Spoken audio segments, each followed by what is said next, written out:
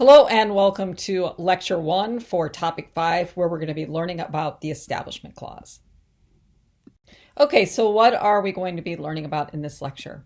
Well, first we're going to talk about the different ways that the Establishment Clause is interpreted. And we're going to look at the two main views on interpreting the Establishment Clause, the separationist view and the accommodationist view. Then we're going to spend most of this lecture learning about the Lemon test, and the cases that create the Lemon test. And the Lemon test is the test that the court uses to decide whether or not a state action violates the Establishment Clause. And then in the next lecture, we're going to do sort of an overview of some of the major Establishment Clause controversies and take a look at the major cases associated with those controversies. Okay, so let's go ahead and get started. So last week we learned about the Free Exercise Clause. This week we'll be learning about the Establishment Clause. And just to refresh your memory, the Establishment Clause is that's the first clause in the First Amendment. And it reads that Congress shall make no law respecting an establishment of religion. That's what the Establishment Clause is. The question is, this is what the court looks at throughout the second half of Chapter 4 that you'll be reading this week, is, well, what do those words mean? What constitutes an establishment of religion? And so one of the things we can do to kind of figure out, well, what does it mean? How do we interpret the establishment of religion? Well, let's take a look at what the framers thought about that clause, about those words, and what were the three main ways that they interpreted that, the Establishment Clause.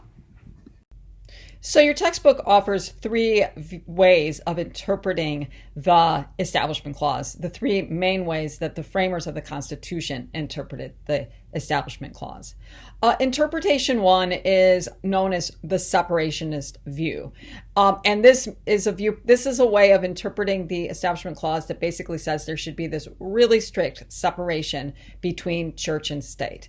When you interpret the Establishment Clause from this viewpoint, you're basically arguing that the Establishment Clause erects a solid wall between church and state, and it prohibits if not all forms of public aid supporting religion, right? So clearly with this viewpoint, the state or the government can't establish a church, but goes farther than that.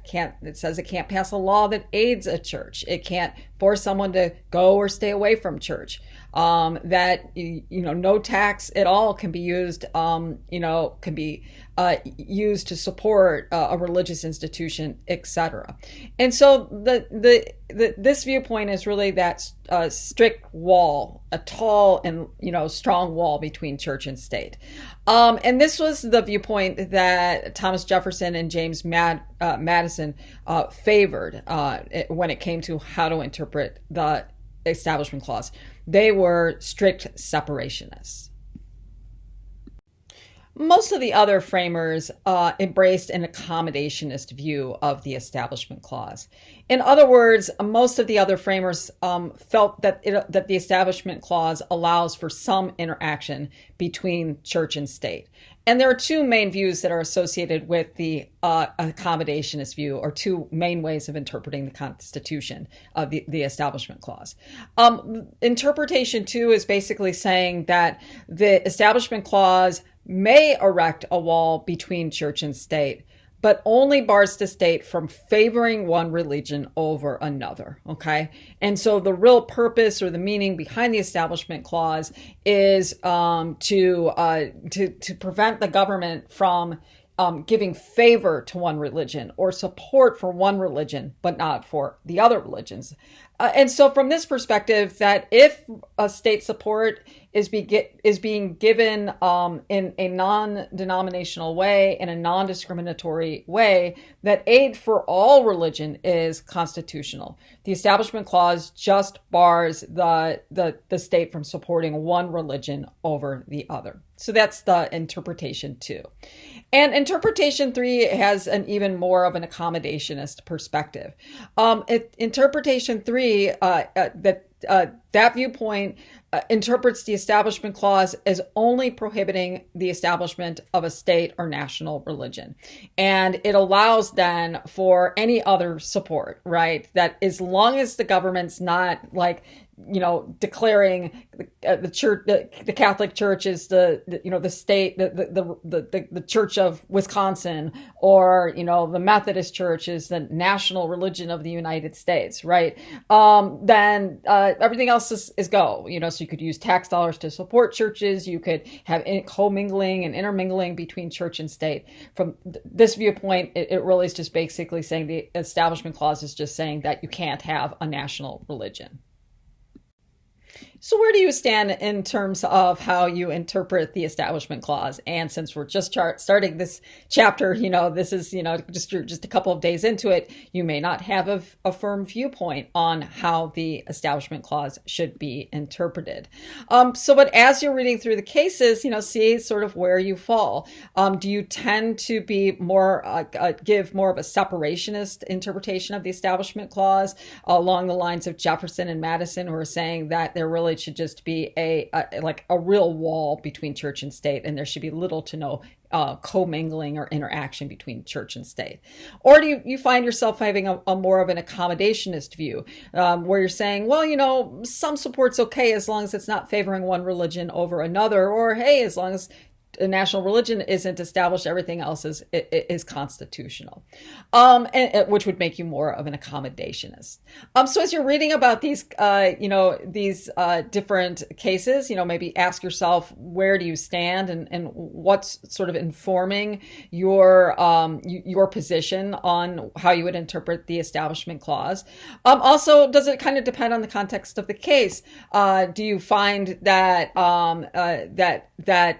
that in some cases you find yourself being more of a strict separationist, and in other cases more of an accommodationist? I mean, the court definitely is sort of like that. They have a really strict separation of church and state when it comes to religious activities in public schools, but in other matters they're much more accommodationist, as we're going to find.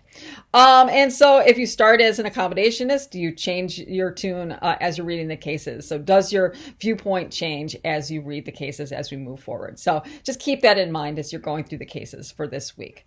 I do want you to take note of box 4.4 in the chapter 4 of the textbook, because these two viewpoints, the separationist viewpoint and the accommodationist viewpoint, those viewpoints are alive and well today. And when it comes to Establishment Clause cases, that there's a whole set of interest groups that are aligned with the separationist viewpoint.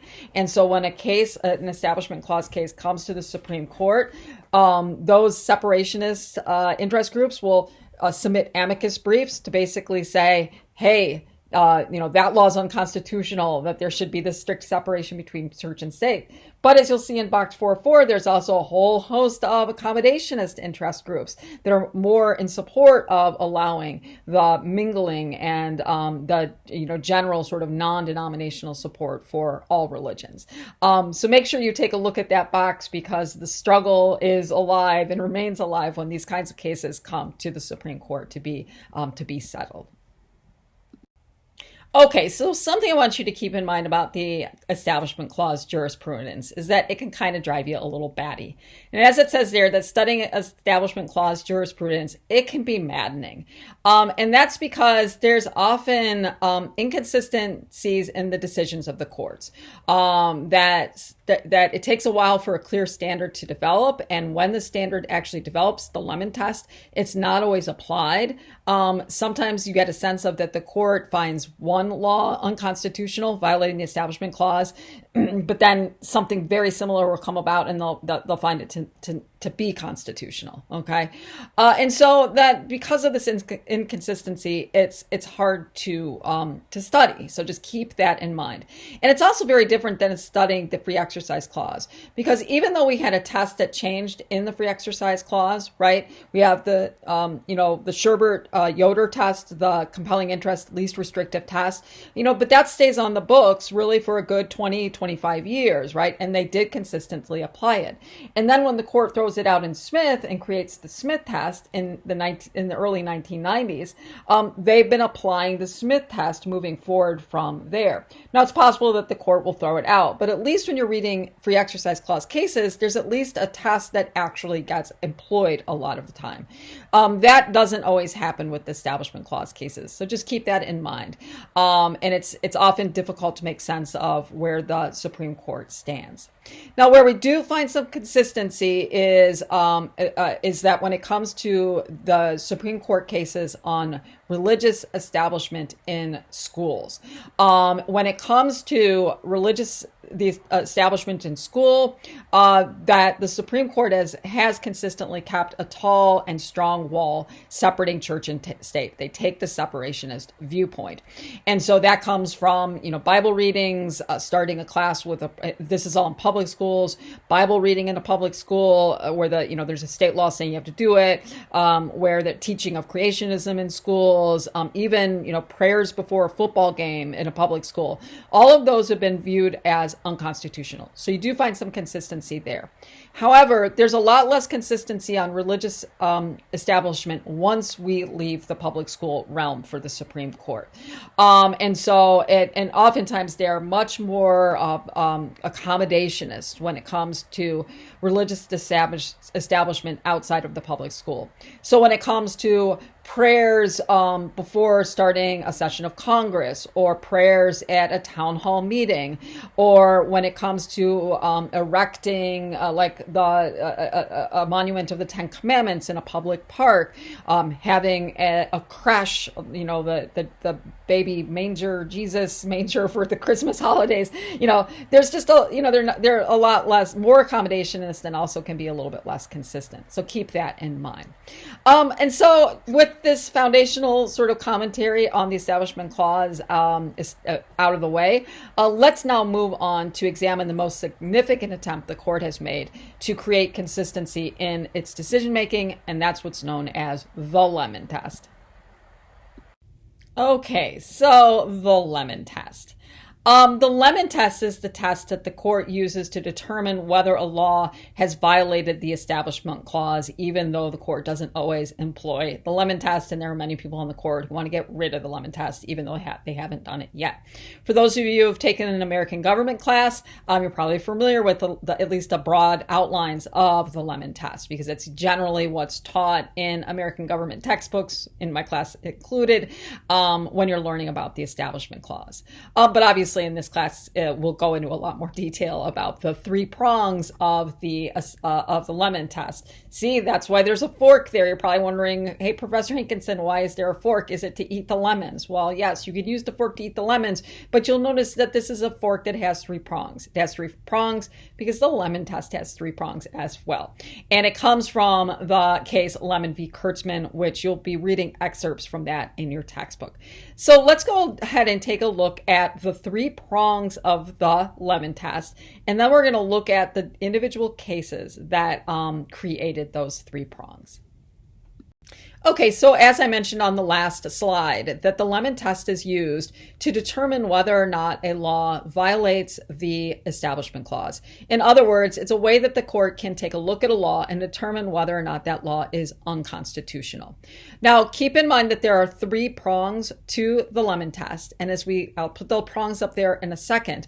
But when the court is considering the constitutionality of a law, if the law violates any one of these prongs, then the law is unconstitutional. It doesn't need to offend all three of the prongs. If it offends one of the prongs, then the law is thrown out as unconstitutional. So prong one says that the law must have a secular legitimate purpose. Legislative purpose, okay? So that, in other words, the law has to be related to the proper activities of the state, and that the purpose of the law cannot be religious. The purpose of the law has to be secular. And that comes from the landmark case, Everson versus the Board of Education, which we're probably going to spend the most time looking at in this lecture. The second prong, it says that the primary effect of the law must be one that neither advances nor inhibits religion. So the law must have a secular legislative purpose, but the law must not advance or inhibit religion. In other words, the law must be neutral when it comes to religion. And that comes from the case, this school district of Abington versus Schempp. We'll talk about that as well. And then the third prong is that the law must not foster an excessive entanglement between government and religion. It's the excessive entanglement prong, and that comes from Walz v. Tax Commission of New York. So we're going to talk about each of these cases, spending the most time on the Everson. And then I'll leave it to you to read Lemon v. Kurtzman. That is the case that actually brings all three of these prongs together and creates the Lemon test. So let's turn our sights now to Everson.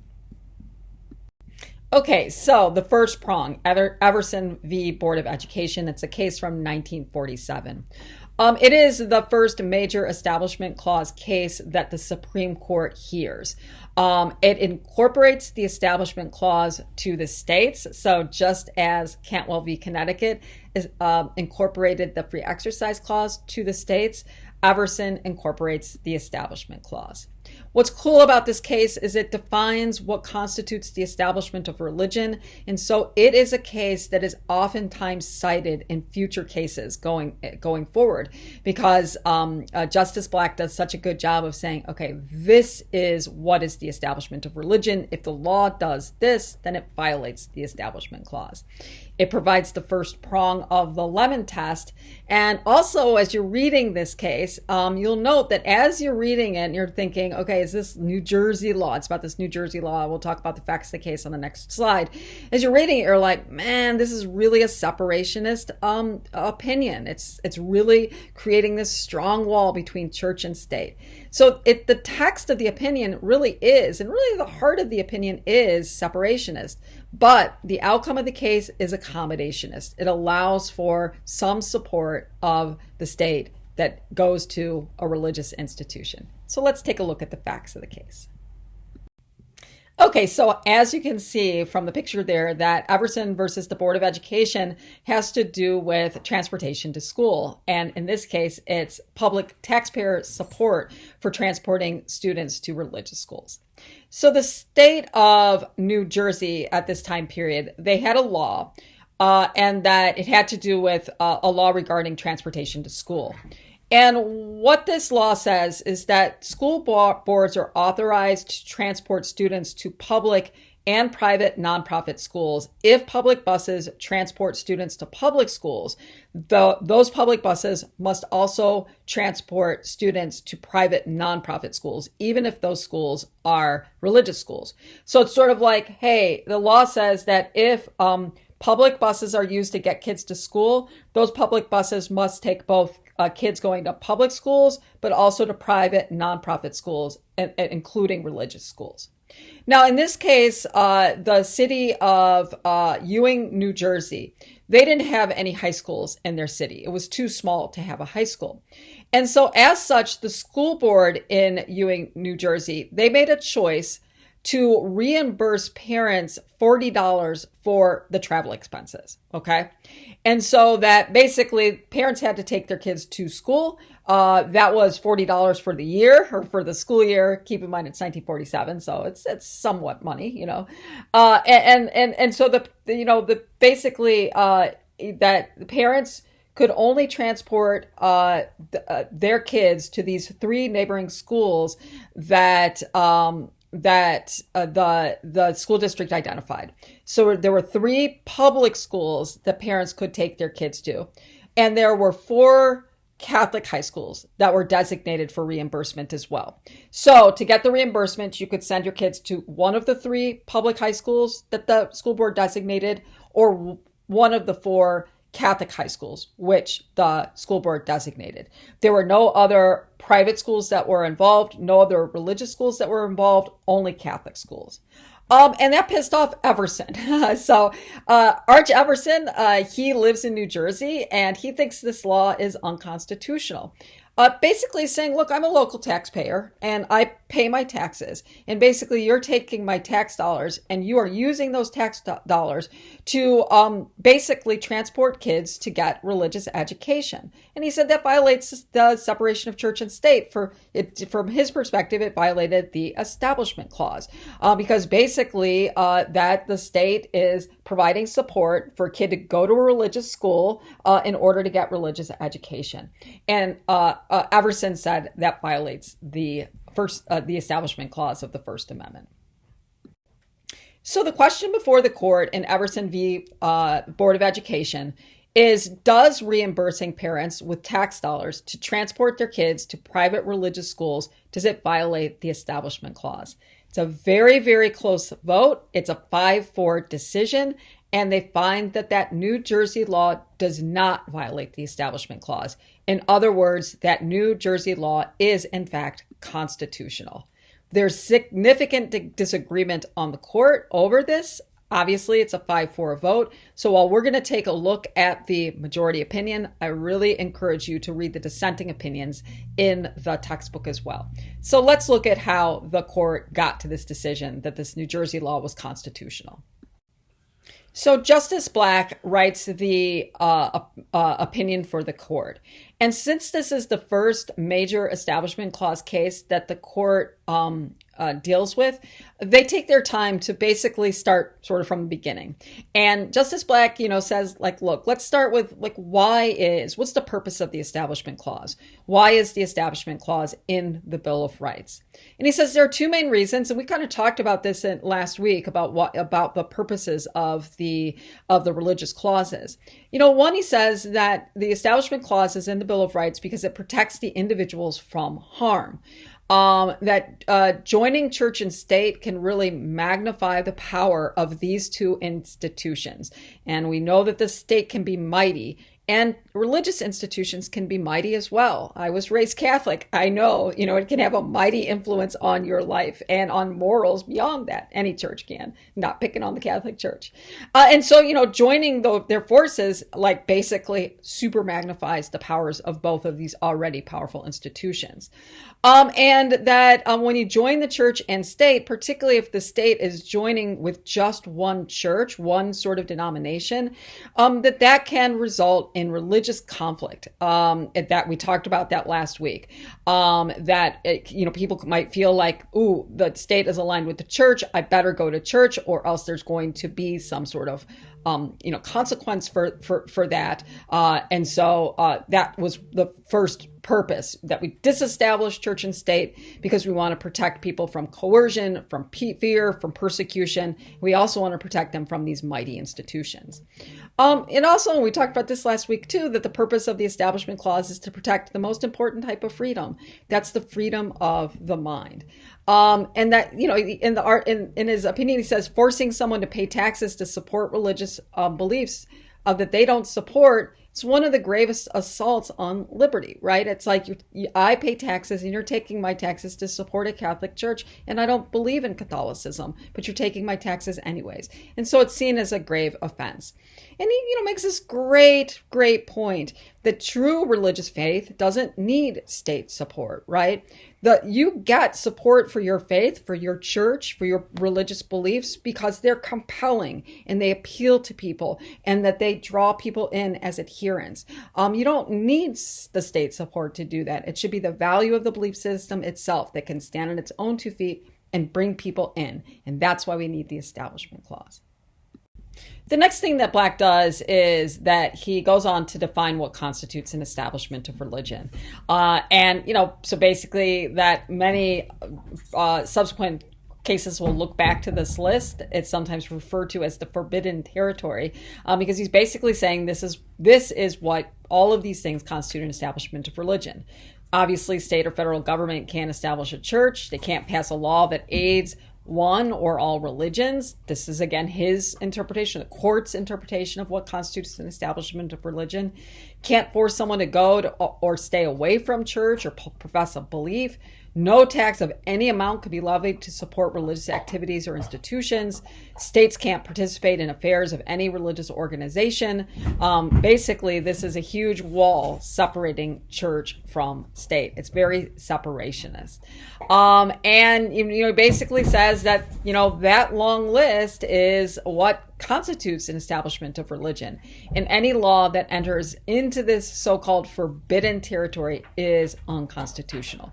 So the question is does the New Jersey law enter into that forbidden territory? Seems like it might, because it seems like that highlighted red, no tax amount of any amount could be levied to support religious activities or institutions, seems like it's unconstitutional, but we know that the court found that it was not. So let's take a look at how they reasoned that.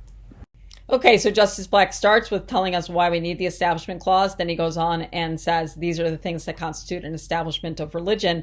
And then he moves on to say, is the New Jersey law constitutional? And he says, the court says yes, and this is why. And this is where the prong comes from. So they basically say that transportation to school is promoting the general welfare of the citizens. And there's a secular intent here, that the state has an interest in making sure the kids get to school safely. And so that is the thing that the state is supporting. It's not supporting religious education. It is supporting general transportation, which is good for the general welfare of the state. And it's a perfectly legitimate legislative purpose. It's perfectly legitimate for a city or a state to pass that kind of general welfare law. He says, sure, might more students attend Catholic schools with this law?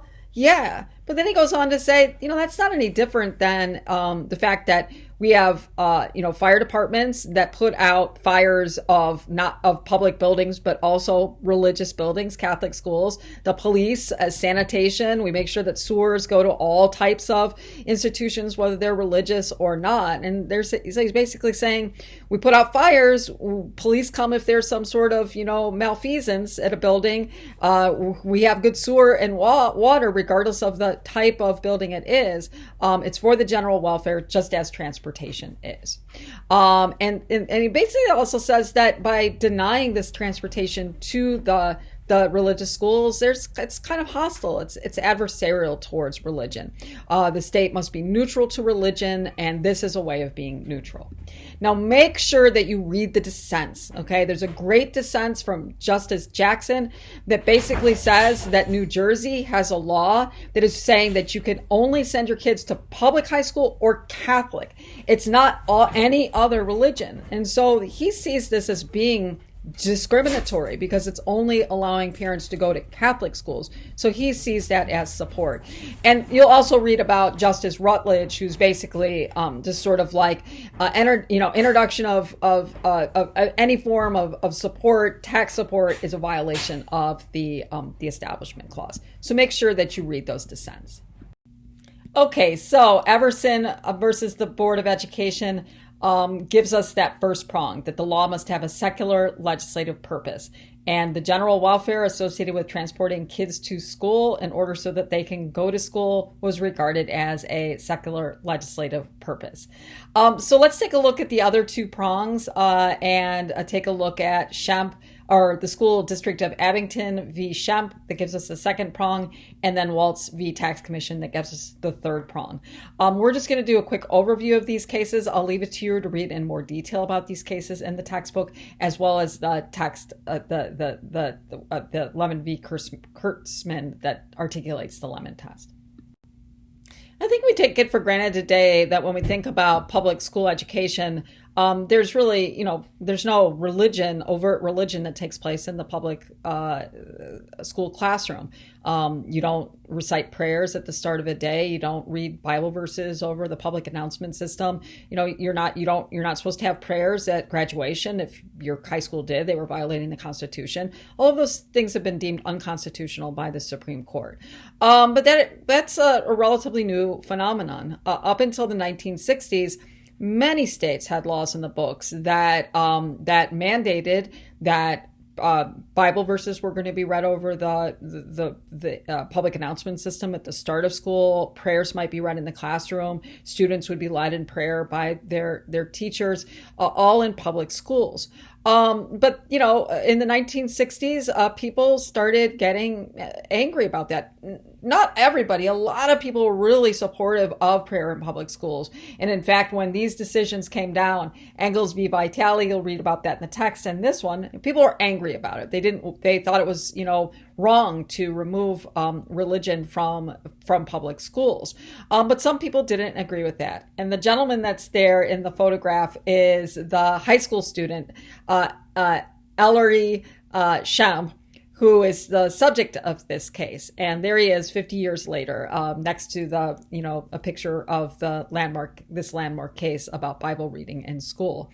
Ellery, in the textbook, they say that, well, let me back up. So this case is about the state of Pennsylvania and the Bible readings there was a law saying that there was going to be Bible readings. And so that the Pennsylvania law mandated that 10 verses of the Bible, the King James Bible, were going to be read at the start of each school day. And then in the classroom, then the teacher would lead the students in the recitation of the Lord's Prayer. This again in public school. And then the students were supposed to stand for that recitation. Well, Ellery Schempp, he was a senior in high school at that time, and he met with other students at an English teacher's house just to, read philosophy and to read literature. He was kind of, a scholar, a young budding scholar. And one day when they were at their house, at the teacher's house, they started talking about this Pennsylvania law and how they have to listen to these Bible verses and stand to participate in the Lord's Prayer. And Ellery and the other friends he was there at the teacher's house, they all agreed that they thought that this violated the Establishment Clause of the First Amendment. Go teachers, go high schools, meeting with teachers and learning things. And the other students agreed, and the teacher agreed that, they really thought that this violated the Establishment Clause. And so these students were going to engage in a protest at school that they, wanted to show that they felt that this violated their rights. And so that they were going to go to school and they were going to not participate in the reading of the Lord's Prayer. The other students agreed to do it, but then everybody got scared because they were worried that it was going to impact their future. They were all applying to college at this time, including Ellery. So Ellery was the only one who participated in the protest. And what he did, I know in the textbook it said that he read the prayer over the loud speaker system. That's actually not what happened. I dug into the case a little bit more.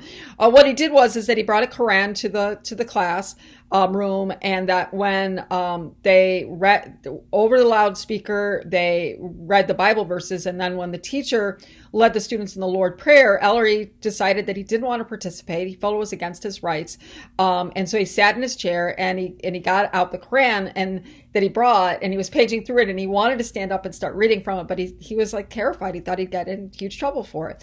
But the fact that he didn't stand got him in trouble, and the teacher came over, asked what he was doing, and he said that he felt like his rights were being violated, and he wanted to not, he was looking at this other religious book, and she sent him down to the principal's office. Well, she asked, "Are you going to do it again?" And he said, "Yeah, I will." And then she goes, "Well, you go down to the principal's office," and they're really angry at him, and they send him to the counselors, and they thought, "Is something wrong with you?" And in fact, their family got a lot of hassle from the community for bringing this to the court.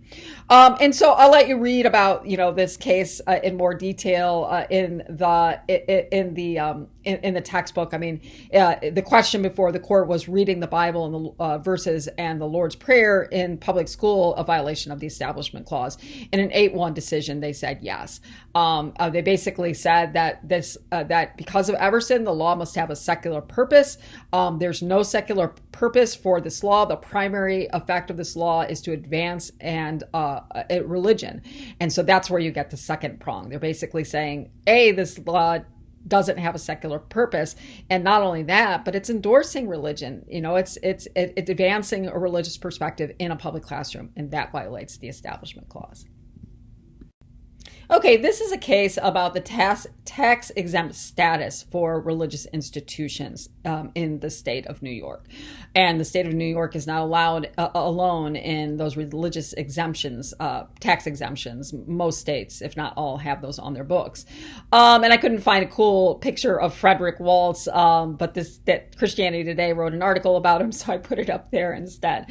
And so what this case is about is basically Frederick Walz. He is an attorney. He lives in New York City, and he is angry that religious institutions do not have to pay property taxes.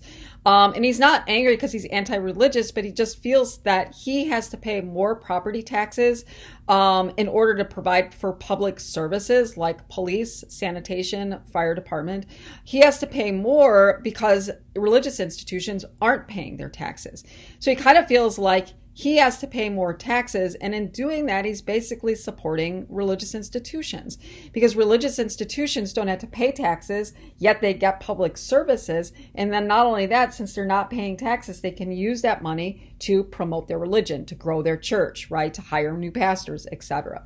And Walz, sued the Tax Commission of New York, saying that law is unconstitutional. And that's the question that came before the Supreme Court in Walz v. Tax Commission of New York. So what do you think? I mean, that's crossed my mind about the tax exempt status for churches and the benefits that they get from that. Everybody else has to pay their taxes. Why don't churches? And also, in fact, if they're not paying them, isn't the state kind of giving some support to religion? Well, in a 7-1 decision, the court found that the tax exempt status does not violate the Establishment Clause. The first thing they said was that tax exemption has a secular purpose, first prong of Everson. They basically said the secular purpose is that churches and religious organizations, they foster moral and mental improvements in the community. It's not, churches aren't just about religion, but that it's a place to gather, it's a place for people to meet with other people, to have connections and communion with other people, not religious communion, but just like community connections, and that everybody benefits from that. That's a secular purpose. And so they basically said that there's a secular purpose for the tax exemption. It also says it didn't violate the second prong, that the tax exemption, it doesn't inhibit nor advance religion, it doesn't establish, sponsor, or support religion, because basically all nonprofits are getting this, right, including churches, and so there's no favoring of one religion over another. And then finally, they said that the tax exemption, and this is where the third prong comes in, it doesn't foster an excessive entanglement of church and state. In fact, they said that if we made churches and religious institutions pay a tax, that would foster excessive entanglement because the state would have to go in and look at their books and evaluate their property costs, and that would entangle church and state. And so that's that third prong. For a law to be constitutional, it must not excessively entangle church and state. And they say that tax exemption does not do that. And so that is the third prong. Okay, that's it for me. I'll leave it to you to read Lemon and V. Kurtzman, and also read these other cases that we talked about in more depth. And in the next lecture, we're going to look at a summary of the major Establishment Clause controversies. Thanks for listening, and I'll talk to you again soon.